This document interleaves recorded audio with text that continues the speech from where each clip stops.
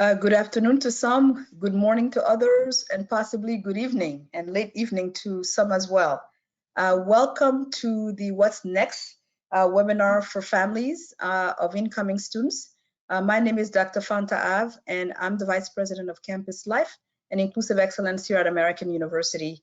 And it is truly an honor for myself and my colleagues to be with all of you this afternoon.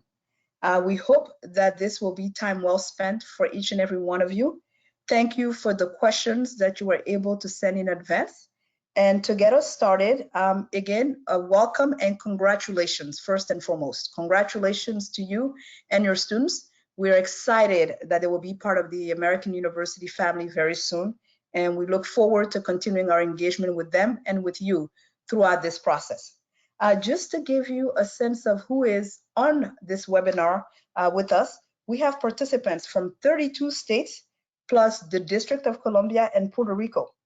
We also have families that have joined us from international destinations, everywhere from Mumbai to Guatemala, to Paris, to Bogota, to Madrid, Casablanca, and Germany. So welcome to our international families as well. We have a good number of families from the West Coast, and then the largest numbers are from the Mid-Atlantic. So again, welcome. As you can very well see, we attract students from all around the country and from the world. In addition, we have a number of US families for whom this is your first student to attend college. And so this will be a transition for all of you, for your student and for yourselves. And then there are a number of you for whom this is not the first time because you've had other students who've gone to college as well. And so again, we welcome each and every one of you. Joining me today are several of my colleagues. And I wanted to make sure that you knew who they were. We have Jessica Waters, Dean Waters, who is with us today. And Dean Waters oversees our undergraduate education portfolio here at the university, along with the academic student services. We also have Ryan Gregor, who's the Assistant Vice Provost for Enrollment, Marketing, and Communications. And Ryan has been leading the effort around communication with families from before the admission to now.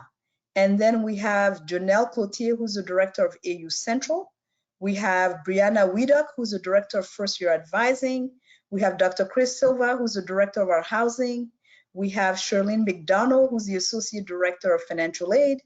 We have Jenn Johnson, who's the Director of Orientation, Transition, and Retention. We also have Karyn Cassella, who's the Associate Director for Parent and Family Engagement. These are some of my colleagues who are joining us today so that we can make sure that we are able to answer the breadth of your questions as you are beginning to know us even more.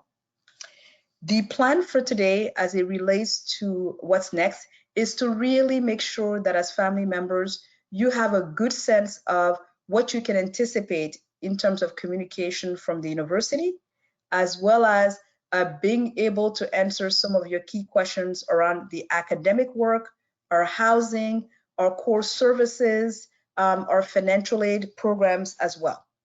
And so with that, I know that there's been a couple of questions on your mind already, given that we are in the COVID era, as I call it. And there were several questions around COVID-19 and predictions with some of the most urgent and frequently noted topics. The first one was, what is the impact of COVID-19 on summer and fall events? And I have to tell you that one of the things that has been probably most heartwarming for me, as an administrator who's been at the university for 28 years, I'm also a product of American University. So American University has a very special place for me because not only have I been working here for 28 years, but I actually have all 3 of my degrees from American University. And one of the things that's been incredibly heartwarming for me in the midst of what has been a challenging time has been how the community has come together very quickly and the ways in which we've been able to adapt quickly. So it is the case that this summer we are ready and we have been planning for this. We're having courses that will be going online for the summer for our returning students. And we are proceeding with orientation for the summer online. And so we are gearing up for the summer as we speak. And we are beginning to also work very hard on the fall. I think what's most important for all of you to understand as parents in terms of what guides our decisions are the following. First and foremost is the health and safety of our community. The health and safety of our students, our faculty and staff is paramount. That is a very important element for us. The second is staying true to our core mission, which is the teaching and learning, making sure that your students get the quality education that they've wanting to enroll to American University for. So staying true to our core mission of teaching and learning guides our decision. The third element is understanding that we are a community first and that the student experience is central to what it means to be a community.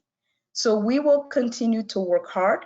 We will continue to work diligently to make sure that the health, safety, and welfare of our community is front and center while we stay true to our core mission of teaching, learning, and making sure that the student experience is one that is going to be robust. And so to answer some of your questions, when will AU make a decision about the fall? We are right now working very hard to get as much information as possible about what the landscape is going to look like. And you can imagine that it is challenging with students and families from all around the country and the world. What COVID-19 looks like in one part of the world, one part of the country is different than what it looks in other parts. And so what we're doing right now is really as much information gathering, and we are following the science. And we are talking to all key stakeholders around this piece of what is the information, what does it look like, what's the trajectory of COVID-19, and how does that inform our operations as we move forward. What is the plan if we can't open campus for the start of the semester? What we can tell you is education will be going on, and we commit to providing quality education that is experiential education for our incoming class. And so rest assured that we will be going on with the core mission of teaching, learning in whatever situation we find ourselves in. Should we expect an increase in online instruction? I think that's an important question. As of right now, again, in the spring, we did go online. In the summer, we are going online. The fall remains to be seen. What we can also say is that we have also found that with our online instruction this spring, we've seen some successes. We have seen how faculty have very quickly adapted to the technology and also how it has allowed our students to still continue to maintain the level of engagement and intellectual rigor that is needed and that is one that is important to American University. As we continue to learn, we continue to adapt as much as possible. But we are in a different world, and that is indeed the case, and we will continue to monitor the situation as we go. So that's a little bit to get you started. And so with that, we want to talk about what can you then expect from us moving forward in terms of your journey with American University. And so with that, I'm going to ask my colleague Ryan Gregor to provide some admission updates. We've received some of your questions, so we're going to jump right in. Thanks again.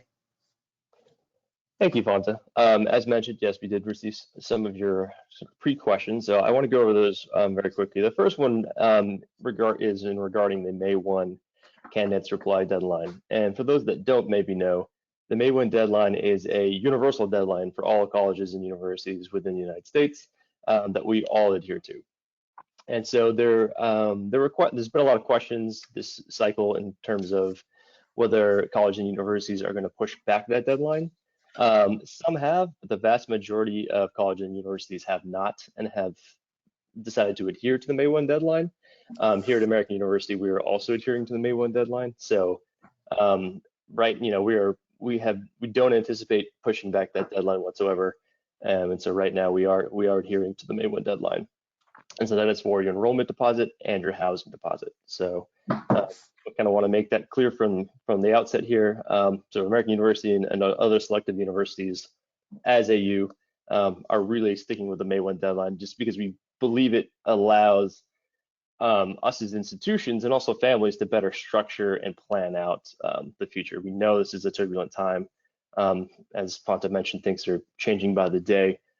So, you know, I think all of us are really going to take this summer to reevaluate and see what our best course of action is, and to be able to do that most effectively, we kind of need to put that deadline in place and keep it where it is. The second question that we've been getting a lot in terms of is if AU were to move online for the fall, can my student defer? It's a very good question. What we would say is that we're going to treat our deferrals generally as we have in the past. So for a student to defer, they must be deferring in order to take some sort of academic or experiential program. So whether that be a gap year in terms of taking academic credit or experiential opportunities, that's kind of really what we're looking for in a deferment. Obviously, if the situation is continuing in our current state, the opportunities for in-person experiential opportunities, the opportunities for in-person academic opportunities are really going to be limited. So I would caution families in terms of deferment. If classes are indeed online in the fall, don't simply submit a deferment thinking that it's an automatic deferment. It's not. We're going to review them, and your deferment could be denied. So it's one of those things. We're going to try to be as flexible as possible given the circumstances, but deferments are a very specific type of waiver, and so we want to make sure that we're still adhering to those standards. Go to the next slide. Actually, I can talk about the checklist. It would be good to talk about the checklist. Okay, so now that we've covered those are the two large questions that we got in terms of what's happening within the admissions realm. Really, kind of what I want to talk to you most about today is our new student checklist and a series of emails that hopefully you've been getting. If you're sort of a newly deposited family, chances are you might not have received one of these yet. You will get your first one hopefully today. But we've been sending out newsletters to both admitted students and their families, kind of giving them a little bit of a flavor of what's next. So in terms of maybe items that they have to accomplish over the summer, some interesting opportunities that are happening on campus that as admitted families you can absolutely take part in. And then also just kind of setting some guidelines and some kind of bigger picture things about who we are as American University and kind of what our community believes in. But I do want to talk a little bit more in depth about the new student checklist. There's really two parts to that. So if you look at the bottom of this page, there is a website. So it's www.american.edu/new-students. And so if you go to that site, you'll see a checklist or sort of a rundown of everything that most incoming students will have to accomplish between now and their matriculation in August. And so we just ask that you and your family just really go over that quite in detail. There's a lot of information there, we understand, but it really is a rundown of everything you'll need to complete. And so also within that, from that site, this is something very helpful. There's actually a personalized checklist to each student. So if your student has created their MyAU account, which hopefully they have at this point, so if they have an AU email address, they most likely have an MyAU account. So really what we'd like them to do is to sign into their MyAU portal, as you see on the right-hand side of the screen. And so they can actually get their personalized checklist so they can see sort of what they've done, what they still need to do, and the timing for all that. So we're really trying to make this as seamless and as easy as possible for you and your student as you make the college transition. We know this year is will be an exceptionally difficult year to transition, but we believe that hopefully this checklist will really help you out in that area.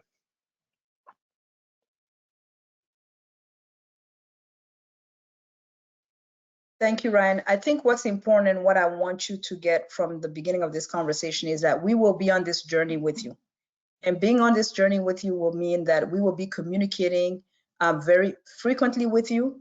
And we have a sense of what is the kind of developmental arc for what information is needed at different points. And we will make sure that we keep all on track regarding that. And so please do not be concerned about, is there something that I'm forgetting? Know that the checklist will be your go-to place for your student and for yourself. And also the newsletter will be, again, another way that we will make sure that we communicate regularly and that we communicate in the most clear way that we can. So please know that we will be on this journey with you. With that, again, we want to go to the core of why we're here. As an institution, it is about our teaching and learning. And so I will ask that my colleague, Jessica Waters, please take on from this point on to talk about the academic experience at American University. Jessica too is a proud alum of American University. And so Jessica, you may want to just let the family know a little bit more about you and then proceed with the academic along with Briana, please. Absolutely. Hello, everyone. Again, my name is Jessica Waters, and I am the Dean of Undergraduate Education and Vice Provost for Academic Student Services.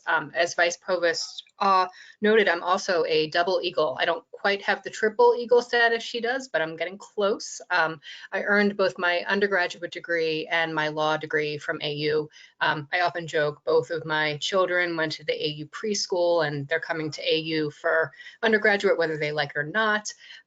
I did, in fact, take my 7-year-old up to the AU Quad this weekend. It's a beautiful campus that's in full bloom that, you know, I can't wait to welcome you to it. But we went up to the AU campus and we taught my 7-year-old how to ride his bike for the first time on AU's campus. And it was a really, you know, a wonderful moment for me because I remember coming as an 18-year-old and have had so many good years on AU's campus and have, you know, really changed my life in every possible way. So to be able to share those moments with my children at AU is especially important to me. And I think, you know, that leads into the work that we do at AU. There are so many of us that treat AU and think of AU as our extended family. And we are really excited to welcome all of you into that family. Including our academic family. So I'll talk a bit about some of the academic programs at AU and some of the academic supports. And then I'm going to turn it over after that to Briana Weadock, who is the Director of First Year Advising, also an AU alum, and she will talk through advising at AU and the first year experience at AU. So you'll see some resources listed on the PowerPoint with some of the top level questions we get from folks about what are the programs offered at AU. One of, I think, the best things about AU is that we have a really critical balance between making sure that you are being exposed as an undergraduate student to a number of different disciplines, that you are being exposed to ways of thinking and modes of inquiry across the spectrum of academic work. And our AU core curriculum is designed to do that for students. We have, I think, one of the most innovative core curriculums in the country. It's a 4-year program that is specifically designed to meet students where they are and to be inquiry based. For the parents and families on the call who may have experienced a general education curriculum when they were undergraduate students, general education often looks like you take one class in history, you take one class in science, you take one class in art, and then we call you well-rounded. That's not the way AU approaches this. AU has developed a scaffolded 4-year inquiry-based curriculum that exposes students to research and inquiry across disciplines. So for example, in your first year, every student enrolls in what we call a complex problems seminar. These are 19-person seminars taught by our leading faculty across campus. The faculty have to actually compete to teach in this program, and they can teach a 19-student seminar on any topic that they want. Their areas of passion, their areas of academic inquiry, and our students get the opportunity to learn from those expert faculty members and engage in that work. Students across the 4 years then also delve into higher level quantitative work, higher level writing and information literacy work. Every student has requirements to meet regarding diversity and equity in our curriculum that is steeped in those values because they are so central to what AU does. And then every student at AU completes a capstone project. And that capstone project will depend on discipline.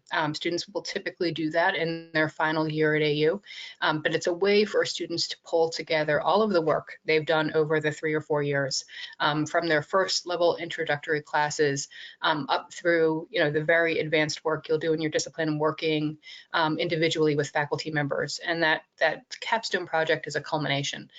It could be, if you're a dance major, maybe it's a performance-based piece. If you're a history major, maybe it is a more traditional academic paper. If you are a major in one of our STEM fields in the sciences, perhaps it is a lab-based experiment that you work with a faculty member and publish your original research. So what we really try to do is scaffold the skill building across the 4 years in our AU core curriculum. Importantly, one of our values at AU is recognizing that learning does not stop in the classroom. So about half of our students enroll in a living learning community. And what a living learning community is students who take a class together over the course of a semester, and they also live together with those same students. So for example, if you were in our university college program, you would take your complex problem seminar, that 19-person class I just referenced, and you would take a class with students who had similar interests, but also live on the same floor in a residence hall. And what that does is it enables us to continue the conversation. The great conversation that you're having in class, the debate that you're having, continues when you go back to your residence hall. And then we do very intentional programming and events around those interest areas. So for example, one of the things that we did last year, we had several courses that were focused around the arts. So we would have distinguished lecturers come into the residence halls and talk through some of their pieces, the work that they had done. But then those students also went to shows out in DC. So they went to the Kennedy Center, they went to the Folger Theater, or they went to other venues around DC and actually engaged with the arts and the community. So our learning communities have students taking classes together and living together. Importantly, there are still spots open in our university college learning community. So if that's something you're interested in, we do still have a limited number of spots available in university college. I also wanted to highlight briefly some of the academic supports that we have across campus, and they're housed in our Academic Support and Access Center. This what we call ASAC for short, I think is unique from other universities in that we house all of our academic support in one place so that we can coordinate all of our efforts and make sure that we're meeting all student needs. So we provide for our students tutoring, both group tutoring and individual tutoring. We have an incredibly strong academic coaching program where our academic coaches work with students on everything from time management to how to plan out a thesis project. We have supplemental instruction, which means we have upper level students embedded in some of our toughest classes, recognizing that students who have already taken a course or who have demonstrated excellence in the course are often incredibly helpful resources for some of our incoming students. We have a writing center and we also have a math and stats lab. All of these resources are available to any student at AU. The Academic Support and Access Center also houses our disability services. So if you are a student who needs an accommodation, a learning accommodation in some way, you would work directly with our Academic Support and Access Center. Once we receive documentation, we would assign you a disability support access advisor who would walk you through the process of accommodation and work with you all 4 years to make sure any academic accommodations were in place. And then finally, while this is thinking ahead a little bit, you'll note at the bottom of the slide, AU Abroad and our Career Center and our Office of Merit Awards. It's important to, in these times, remain excited about all of the incredible things that you'll be able to do at AU. And please know that, roughly 70% of our students at some point study abroad at AU. And we have 140 different programs around the world that students can choose from, and it's one of our most popular options at AU. Know that about 90% of our students complete an internship for credit while over their time at AU, and our Career Center is one of the most award-winning career centers in the country, specifically because of that work they're able to do to help students obtain that first internship or obtain that first job. So things like interning and studying abroad are a critical part of the academic experience at AU. Now I'm going to turn it over to Briana to talk a little bit more about what the first year experience at AU will look like and talk about advising. Thanks so much. Hi, everybody. I am Briana Weadock. I am the Director of First Year Advising. I also am a multiple alum of American University with undergraduate and graduate degree. I've been at the university for 25 years, so my commitment to AU is very strong. I'm here to talk to you a little bit about who we are in first year advising, what we will do in order to support your student in their transition from high school to college, and what kind of comes next in the next couple of months in working with our staff and your student. So we are 25 professional staffs with master's and PhD level expertise in everything from honors and scholars education, various identity development, race and higher education, gender, LGBTQ identity development in college students, first generation, and most importantly, we are experts in that transition time between high school and college.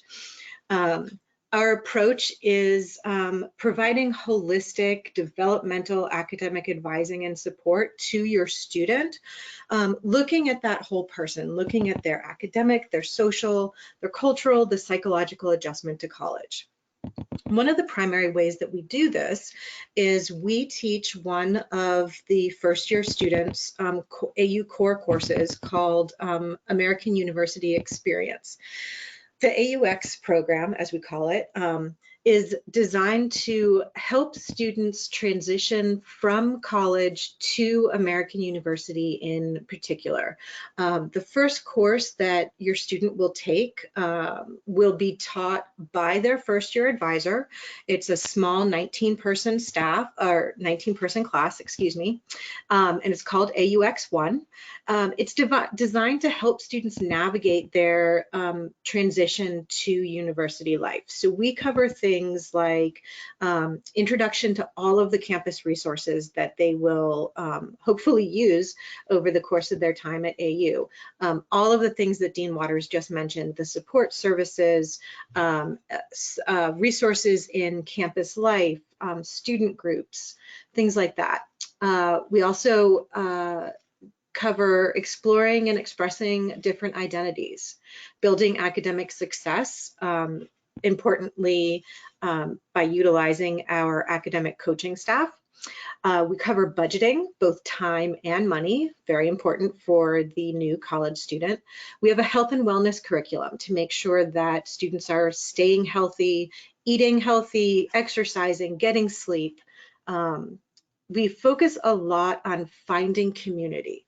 We want students to be able to come to AU and really find the people that will be the most supportive of them and to them in terms of their peers. And so we spend a lot of time in community building. They will be in this small 19-person class, so that's one of the first communities that they will join. We also cover rights and responsibilities of a college student, and then an introduction to diversity, bias, and privilege. In the second semester, your student will take the second part of the American University Experience program, which is called AUX2. And they can take this with their first year advisor. We teach this course. They can also elect to take it with a different first year advisor or one of the different instructors that teaches the course as well. AUX2 seeks to create a space for learning about discourses and structures of power and privilege and inequality. The course is building upon themes and concepts that we introduce in AUX1. It's a starting point for the academic study of structures of power, as well as the practices that challenge structures of power. One of the most important things that we do in AUX2 is we aim to equip students to begin the practice of engaging in discourse with intellectual rigor, with ethics, with integrity, across lines of difference. So really practicing how you discuss your ideas, your beliefs, with people who may not share your ideas and your beliefs. And how do you do that in a way that has some intellectual rigor, that has ethics behind it? And so these are two of the classes that your student will take with their first year advisor. One of the things that AUX1 allows us to do is it allows us to create that small community of care in which your student will be able to get to know their first year advisor really, really well. It allows us as first year advisors to be able to interact with our students at least once a week. So your student will be seeing their first year advisor at least once per week in that class. Most students will see their advisor more than once per week because we also hold open office hours, just like every other faculty at the university. And so what this allows us to do is it allows us to help students practice how to develop a mentoring relationship with faculty and staff at AU, which will be so critical when they move into their majors in their upper level years. Those relationships we know with faculty are some of the richest relationships that students can have in terms of professional mentoring, and really can help students to reach all of their intellectual and professional goals for the future. So that's a little bit about what we do. So what happens next in terms of what happens in May, all the way up until when students come to their first class in the fall. So we will be distributing students into these small 19-person sections, and each of our advisors will work with no more than 80 students at a time. And so they will get their caseload at the beginning of May. And at that point in time, we will be reaching out to the students in each of our caseloads. You will be hearing directly from your first year advisor around the second week of May. So starting on May 11th, we plan to begin our outreach directly to the students in our caseload. Between May 11th and registration, which will happen the beginning of June, we will be working intensely with our incoming students, teaching them how to select classes. What classes do you select if you want to, for instance, be a major in literature or in studio art? What is the first class that you will take in your major? And helping them to put together that first semester course registration. We will be making available to our students a template for each of our majors in terms of what specific courses they should be looking at taking in that first semester. So we try to make it as easy as possible. We'll be having interactive sessions with our students to teach them the requirements for their first semester for each major, and also kind of the logic of how to put together a good schedule. What kinds of things do you need to think about? How many classes do you take during a day? How many credits do you take during a semester to make yourself successful? And we will be walking through that with each of our students, one-on-one and in group advising sessions. So that's going to happen in May, and then students will be able to register by the beginning of June. And then in a minute, you will be hearing from Jenn Johnson, who is the Director of Orientation, Transition, and Recruitment, about what happens within orientation for the rest of the summer. So right now, what your students should be focusing on in terms of academics for getting ready for working with us is looking at the new student checklist that Ryan had referenced. The academic items on the new student checklist that are available right now are taking your math placement test. All incoming students will take a math placement test in preparation for their first quantitative course. And then the second thing that you will be doing is really investigating that university college option. And like Dean Waters said, we still have some seats available in the university college, and that deadline is May 3rd. And I encourage everybody to check out that option and apply for it if it looks like something that would benefit you.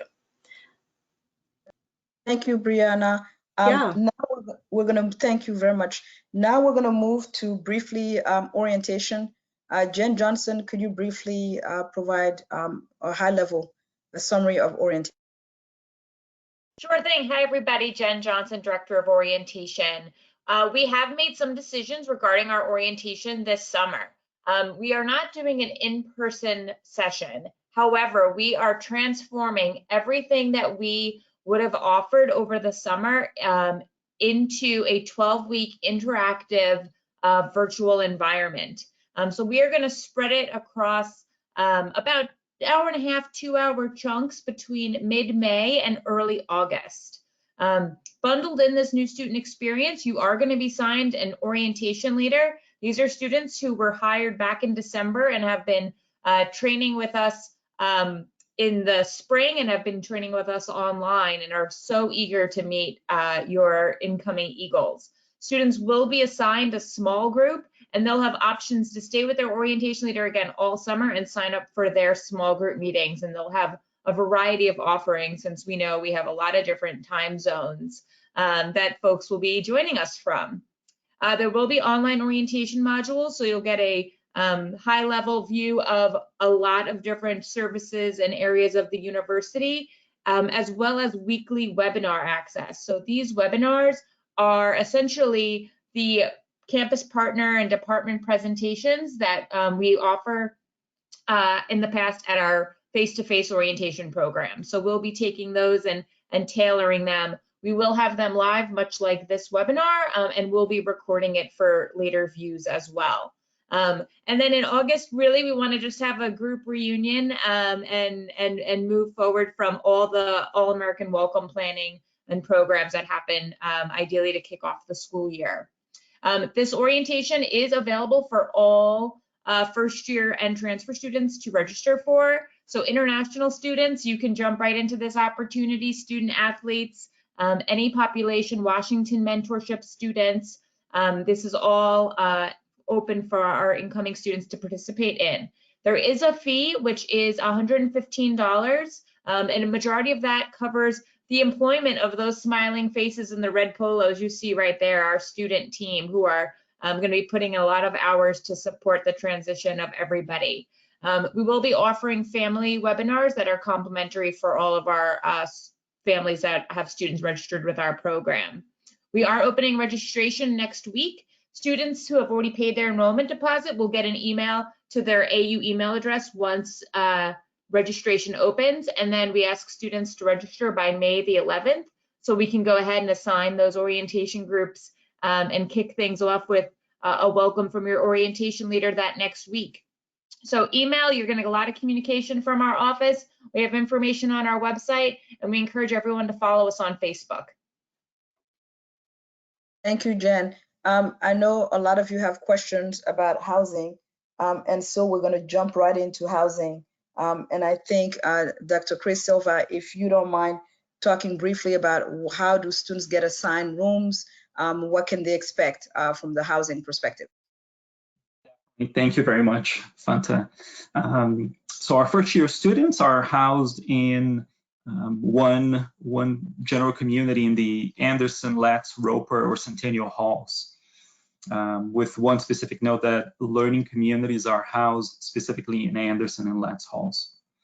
The room assignments and roommate pairings, they are done and they're selected based on a student's learning community participation. So if a student is part of University College, or if they are in the honors program, those students will be assigned with other students in those programs. We also use the student's deposit date, their room type preference, as well as the answers that they selected in the roommate questionnaire form. The roommate assignments, they're not done by major college or school. And room assignments and as well as roommate information is provided to students usually in the mid to late part of June. Students complete and they submit the housing application themselves. And I specifically say themselves because sometimes we know family members want to help students complete their items, but we do encourage every student to do it on their own by the deadline of May 6th at 5 p.m. Students who have questions or would like to submit a disability accommodation request, they can do that through the Academic Support and Access Center. And some of the examples of accommodations, housing accommodations that we provide They could be visual, fire, and smoke alarms, wheelchair accessible housing, and different accessibility features in room, bathroom, or common areas. They usually don't include allergen-free or quiet living environments.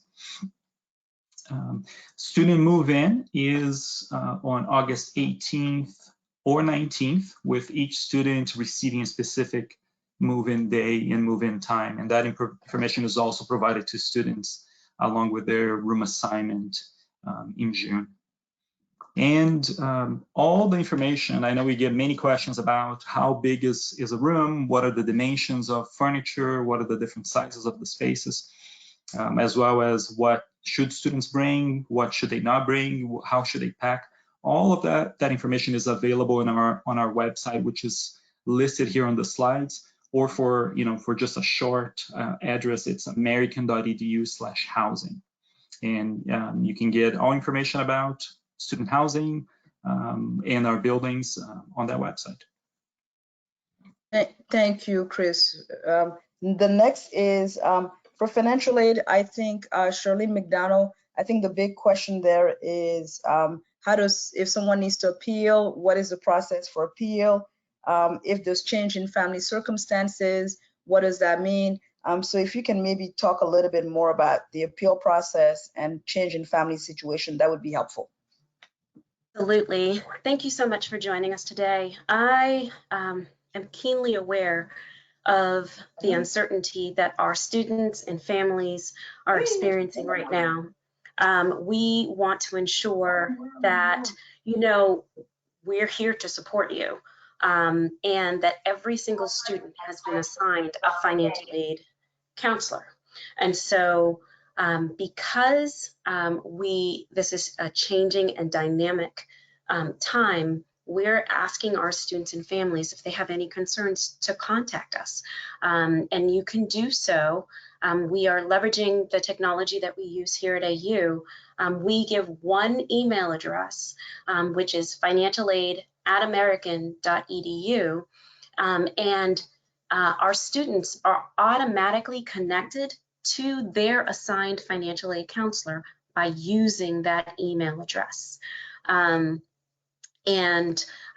We are responding to our students typically within a few hours, but we do ask, because we are working remotely and practicing social distancing, that you give us, up to 24 to 48 hours to respond if you do have concerns. But the process, the first step in appealing is actually contacting us and letting us know about your specific circumstances so that we can advise you properly.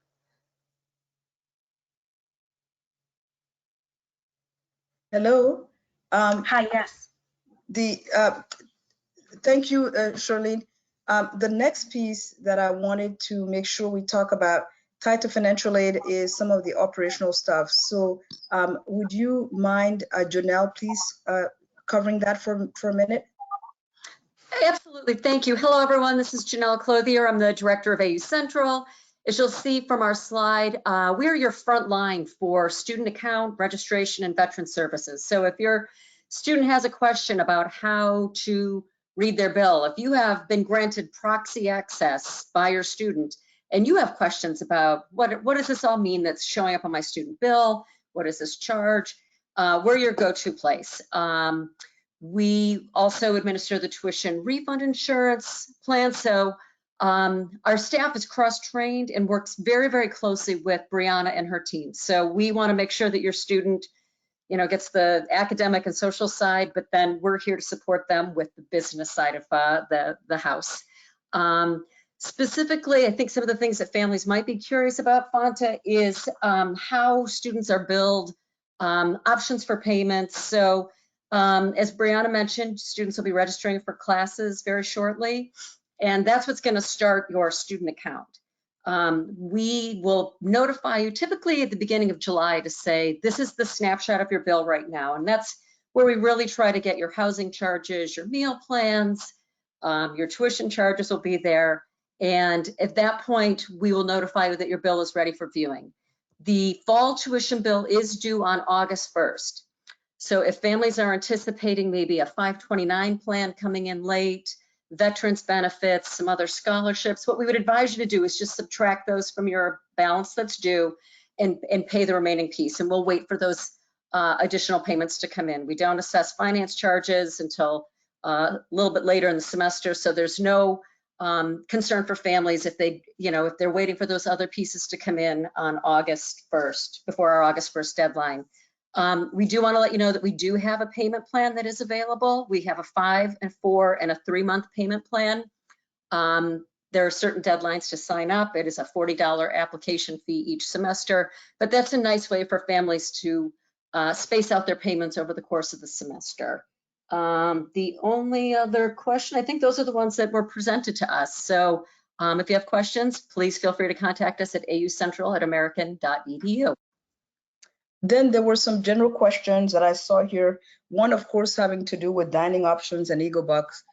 We do have a dining program, and first-year students have a mandatory number of meal plans for the dining program. And there are different facilities where they can have their meals. In addition to the dining, we put onto their card what we call Eagle Bucks, which is the equivalent of cash. And they're able to use that for a whole series of things. Everything from how to take care of your laundry, to going off campus, to facilities where we have agreements with vendors where they can use their Eagle Bucks. And our dining website has all the information about the mandatory plan, the dining facilities, and also we have a full-time nutritionist that can work with students who have specific dietary needs and restrictions as well. So they will work with them. And then students who have a particular need around accommodation, they will be working with the Academic Support and Access Center to coordinate those efforts. But you will be getting on the checklist more information about dining. There were also some questions about international flights. What happens if international flights are delayed and you're therefore unable to have your student come on time?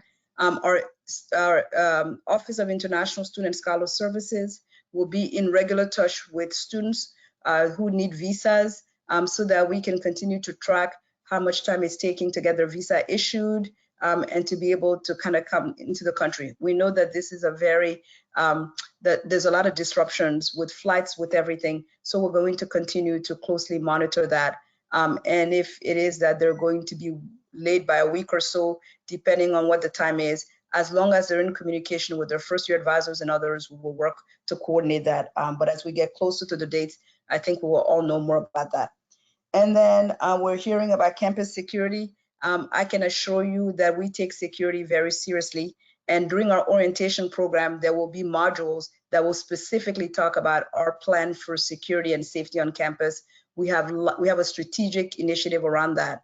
And we're fortunate that our Office of Safety is being led by someone who actually was responsible for the security of Capitol Hill for a very long time. So I can assure you that security is something that we take very seriously, and we have a robust program, and we'll be talking about that during orientation. Things having to do with my students coming from out of state. How do you help students who don't have established relationship? I think, as you've heard from Briana, the first-year advisors will be working with students. Our residential life team will work with students. There are many ways that we try to engage students so that they can meet others and forge relationships while they're here. So there'll be lots of different ways, and orientation will be the starting point of that so that they can begin to build a sense of community here at American University. Is anything special planned for this class since their senior year in high school has been crushed? Great question. We're still looking into that, but let me tell you, one of the things I love about American University students, and we're seeing that already with your students coming in, these are students who are doers. They really are change makers, and we already got a proposal that was submitted by a group of students asking us to do what they call a redemption prom. In other words, that once we begin the semester, that we should consider doing a prom at American University. We are very open to the idea. So it is something we'll certainly continue to pursue, and we'll be looking at other ways that we can create connections for students. So that's some of the things that we have here. And Karyn, could you please talk about how parents can make sure that they get the emails, and also what do we have in terms of parent engagement. If you can please talk a little bit about that, I would appreciate that. Sure, Fanta, thanks. Just very briefly, you'll see here that we're going to share most of our most current updates are shared through our parent Facebook page. So I invite you to go ahead and sign up now. We also send out monthly newsletters. We do topic-specific webinars throughout the year, and we're happy to take your requests for those. There's also a Parent Leadership Council for folks who really want to get involved. This is a group of people who help get involved fundraising, helping to make decisions, volunteering for events, and getting to know each other. It's a really fun group of folks. Fanta, there's a couple other questions we've got from families, if we've got time. Go ahead and do that. Yes, please go ahead. Yeah, sure. I know we only have a few minutes left, but a number of folks were asking for a little clarity, like, so in the worst case scenario, if we're not able to open in fall as planned, what happens to those housing deposits?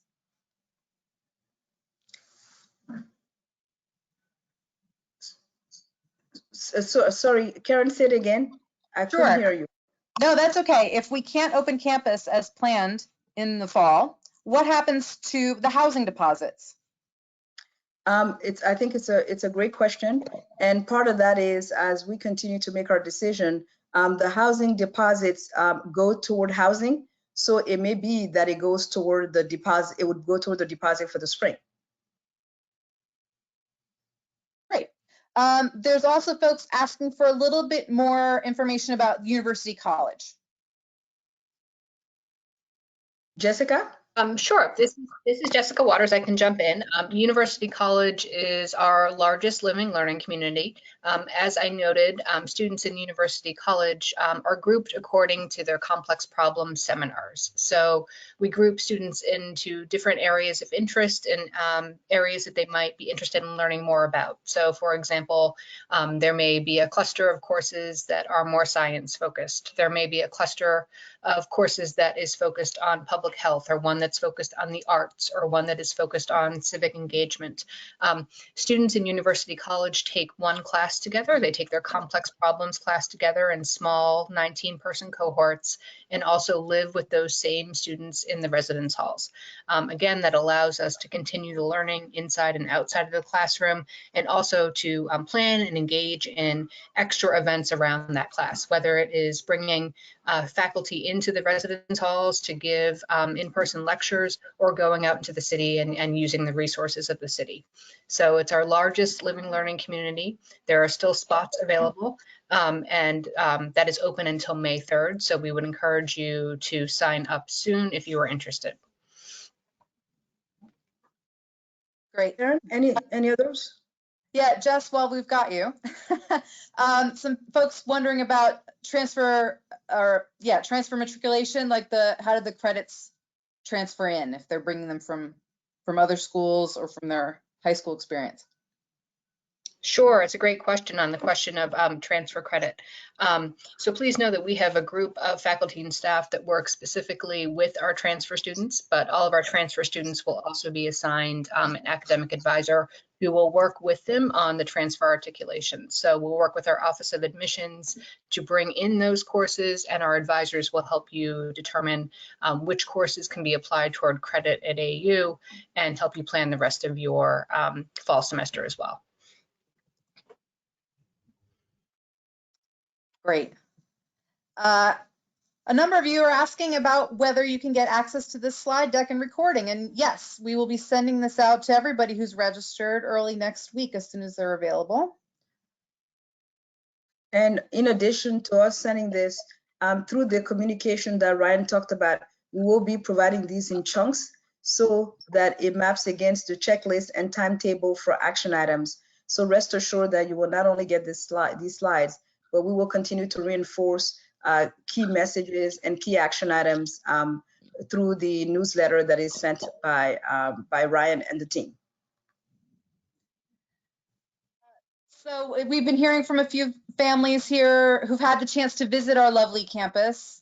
This is really the most beautiful time of year for us, and it's a shame that we're not on it to enjoy it in person. But Ryan, maybe you can share how families might be able to get that virtual tour or visit since they can't come to campus in person right now?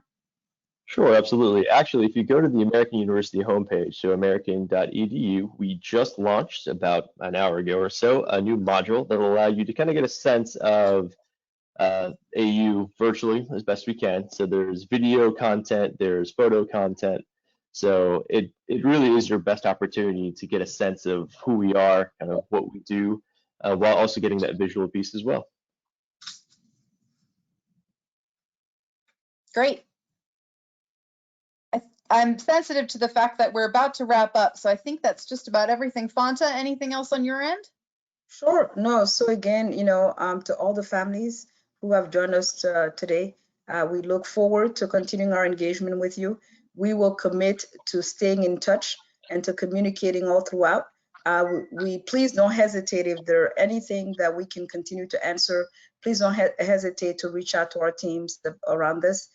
We are looking forward to welcoming your students for this coming academic year.